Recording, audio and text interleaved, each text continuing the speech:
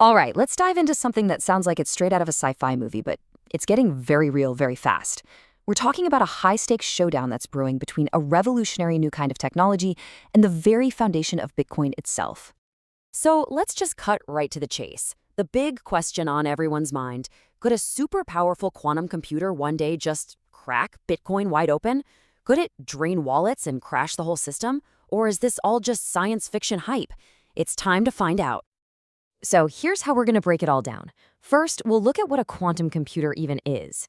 Then we'll talk about the specific threat to Bitcoin. We'll get into the actual weapons they could use, talk about this race against time, and finally, deliver our verdict. Sound good? Let's get into it. Okay, first things first. Before we can even talk about the threat, we have to understand the attacker, right? I mean, what makes a quantum computer so fundamentally different from the laptop or phone you're using right now? You know, the computer you're using right now thinks in bits. It's pretty simple, really. Think of a light switch. It's either on or off, a 1 or a 0. That's it. But quantum computers, they use qubits. And this is where things get kind of mind-bending. A qubit can be a 0, it can be a 1, or, and this is the crazy part, it can be both at the exact same time. It's this ability to explore countless possibilities at once that gives them unbelievable power for certain kinds of problems. Problems that would take our best supercomputers millions of years to figure out. Okay, so we've got this new type of superpowered computer. Cool, but so what? Why does this actually matter for Bitcoin? Let's connect the dots here, from quantum theory straight to your crypto wallet. Well, it all boils down to one simple concept: cryptography. This is the bedrock, the mathematical shield that protects everything. We're talking your wallet, your private key, every single transaction on the Bitcoin network. Think of cryptography as the vault door. And quantum computers, they're the new theoretical lockpick that could potentially blow it wide open. So when we talk about the quantum threat, it really comes down to two big dangers. The first one is pretty obvious, just straight up stealing your coins, using a quantum computer to crack wallet security and drain it. The second one's a little more subtle, but honestly, it could be even more dangerous. It's about centralizing mining. If one person, one entity, could solve those mining puzzles instantly, they could basically take over the whole network. Okay, deep breaths. Before you start frantically checking your wallet, I need to make this super clear. Bitcoin is safe today. The quantum computers we have right now, they are nowhere near powerful enough to do any of this. This is a future threat, not something that's happening right now. All right, so let's fast forward to the future. If an attacker did have a powerful enough quantum computer, what would they actually do? What are the tools in their toolbox? Let's talk about the specific algorithms, the so-called quantum weapons, that are designed for this exact job. So weapon number one is called Shor's algorithm, and you can really think of this as the ultimate digital safecracker. See, for a normal computer, trying to figure out your private key just by looking at your public key is basically impossible. But for a powerful quantum computer running Shor's, it could potentially solve it in minutes. And this is why it's a huge deal, especially for older wallets. Here's how it works. Every time you send Bitcoin from your wallet, your public key gets broadcast to the whole network. A quantum attacker could see that public key, grab it, and then use Shor's algorithm to work backward and find your private key. Game over. Okay, weapon number two. This one isn't about stealing coins, it's about the mining process. It's called Grover's algorithm, and what it's really, really good at is searching through huge amounts of data incredibly fast. And since Bitcoin mining is essentially just a massive search for one very specific number, well, you can see where this is going. Right. So the danger here isn't someone stealing your Bitcoin from your wallet.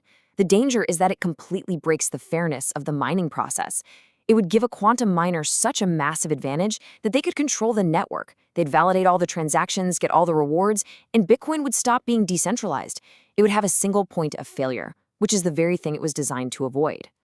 Okay, so we know the threat, we know the weapons, and we know the targets, which brings us to the million-dollar question, right? When could this actually happen? And more importantly, is there a fix?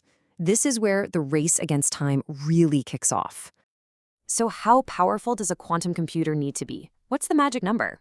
Well, researchers estimate that you'd need a stable quantum computer with somewhere in the ballpark of 4,000 to maybe 20,000 logical qubits to break Bitcoin's encryption.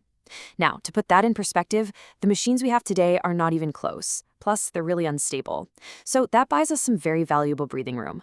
So let's look at the timeline for this race. Right now, today, we are safe.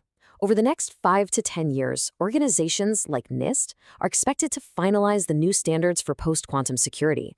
That puts the real, credible threat, the moment we really need to worry, somewhere in the 10 to 15-plus year range.